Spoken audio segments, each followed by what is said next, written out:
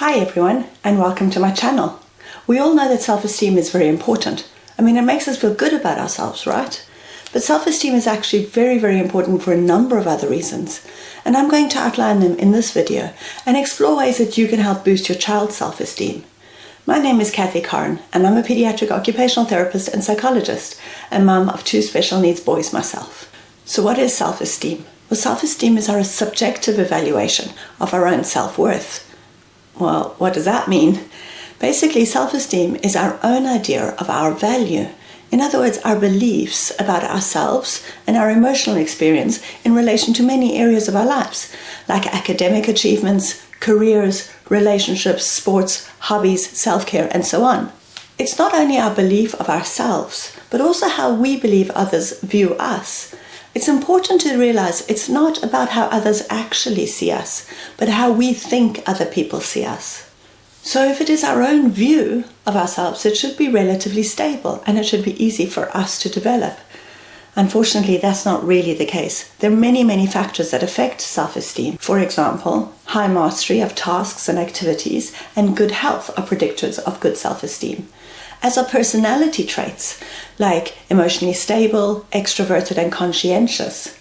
But also feedback and cues from other people can either support or negatively impact our self-esteem. Now, I wouldn't be surprised if you're watching this that you know a child who has challenges, differences, or special needs. I certainly have seen in my practice that the children with different abilities that I work with can have difficulties with their self-esteem, and it makes sense. Our children have challenges with learning new skills. Often they have health challenges, and often they can have difficulty with emotional regulation. So unfortunately, they have several factors that can negatively impact their self-esteem. So, how much does this really matter? Why is self-esteem so important? Most of us think self-esteem is just about feeling good about ourselves, so perhaps it has an impact on our mental health.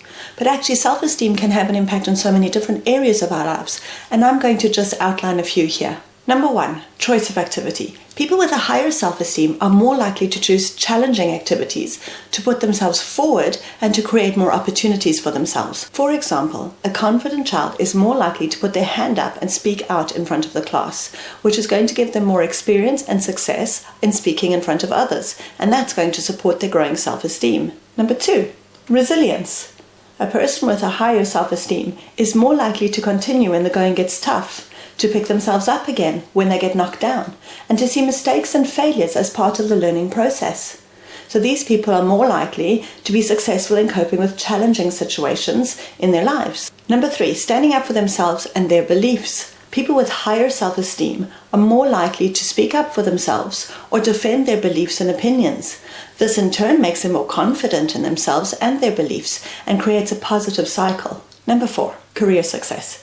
People with higher self-esteem are more likely to take initiative, stand up for their beliefs and assumptions, approach others, and take risks. They're more likely to take advantage of opportunities and push for themselves and their careers. They're more likely to speak up in business, offer new ideas, and take risks. As a result, they're more likely to draw attention from their supervisors and managers and therefore move up quicker through the corporate ladder. Or they're more likely to step into self-employment or open their own business. Number 5, career success. Not only are people with higher self-esteem more likely to approach others and develop new relationships, but they're more likely to be successful in their relationships. For example, Eaton and his colleagues demonstrated that people with a higher self-esteem tend to be more forgiving of themselves and others. This one speaks for itself. We all make mistakes, and if our partner is more understanding and tolerant of those mistakes, this can lead to less conflict and a more secure relationship. Caution. This all sounds great.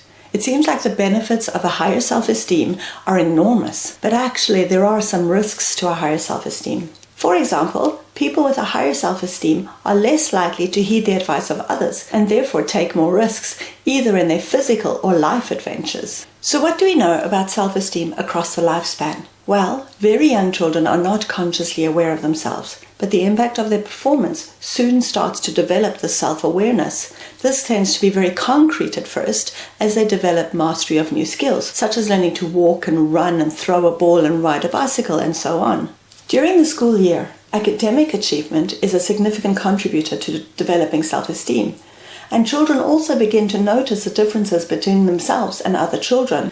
This social comparison leads them to be aware of whether they did better or worse than others. As they go through their teens, children depend more on peer influence.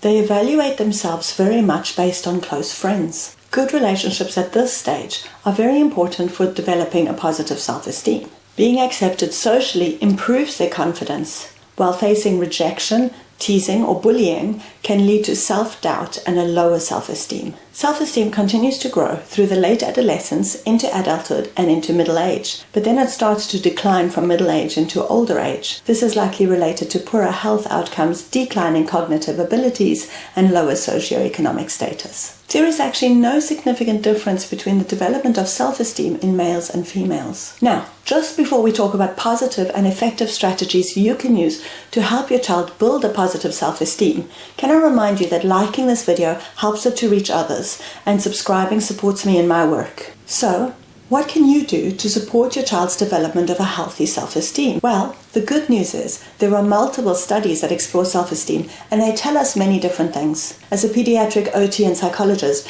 I use a wide variety of strategies in my practice to help children build on their self-esteem. I couldn't possibly cover them all in this video, but for now, I'd like to leave you with some thoughts that can make you feel more inspired and empowered. Number 1, parenting strategies. Well, the good news is, especially in the earlier years, parents have a significant impact on a child's self-esteem. Parents who show unconditional love help a child feel cared for and respected. There's a lot of research about the positive impact of an authoritative parenting style. I wish I could go into more details here, but there's not enough time. But in a nutshell, an authoritative parent will set boundaries and expectations for their child, but also allow the child the opportunities to express their opinions and to contribute to family decision-making in an age-appropriate way. Number 2, encourage opportunities.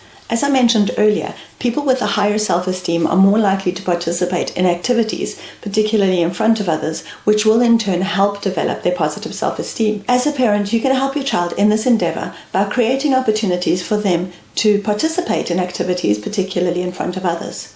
In front of others doesn't always mean on the stage, although that's great too.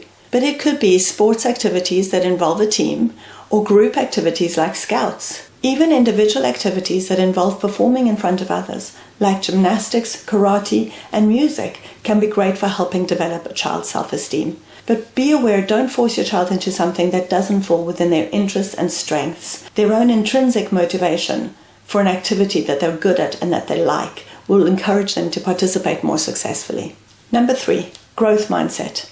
Carol Dweck's work on growth mindset is amazing, and I'm very excited to start a new series on this in the future.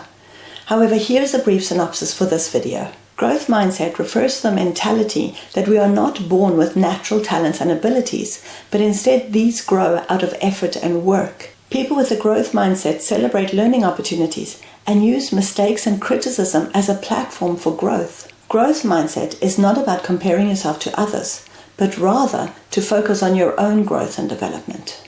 Number 4, encourage a realistic view of themselves. While praise boosts self-esteem for the short term, it's not shown to help self-esteem in the long term. Rather, developing a realistic view of themselves, to accept their strengths as well as their challenges, can lead to less dependence on praise, and therefore less dependence on risky behavior in the future. Now, the last and very important strategy that I can recommend is unconditional self-acceptance and unconditional acceptance of others. Albert Ellis, the father of rational emotional behavioral therapy, which is a form of CBT or cognitive behavioral therapy, proposed that it is not the events which pose challenges, but our beliefs about the events which challenge us. If we encourage children to accept themselves and to accept others unconditionally, this will be a big help. Obviously, the growth mindset contributes a lot to this, but you as a parent can also contribute by showing them unconditional love, and I know that actually most parents do this, but showing this unconditional love not just for them, but for all the people around you. So, how do we do this? Well, be careful not to criticize others around your child, whether it's a bad driver on the road or an annoying family member or friend. When your child interacts with others, encourage them to accept their peers and to show forgiveness for small differences. Likewise, when your child makes a mistake, teach them that this is not a reflection on themselves as a person, but just part of the natural learning curve. Emphasize that everyone makes mistakes, and mistakes are not only okay, but also a great way to learn. Celebrate every part of your child, not just their strengths, but also the parts that they're insecure about. Don't try to hide or not talk about their faults. Keep them out in the open, but in a positive, accepting way. For example, I often talk to my child about his challenges. I might say something like, reading social situations is one of the areas where you have to work the hardest at. So when your brother tells you that you missed a joke, it's okay to ask him what he meant. That way, we're learning more all the time. In summary, self-esteem is very important for everyone. But our children with differences are particularly prone to struggling in this area. But there are concrete strategies you can use to support the development of your child's positive self-esteem. The most important is to teach them to accept themselves with all of their strengths and challenges, and to see mistakes and criticism as an opportunity for growth. So I hope you found the video useful, and I'd be very happy for your feedback in the comments. Also, if you can put any ideas or experience you have in developing your child's self-confidence into the comments below, we can develop a learning and growing community together. Don't forget you can support me by liking the video and subscribing to my channel, and clicking the bell button if you want to hear about upcoming videos, including my very exciting upcoming series on growth mindset. In the meantime, hang in there and keep moving forward. Bye.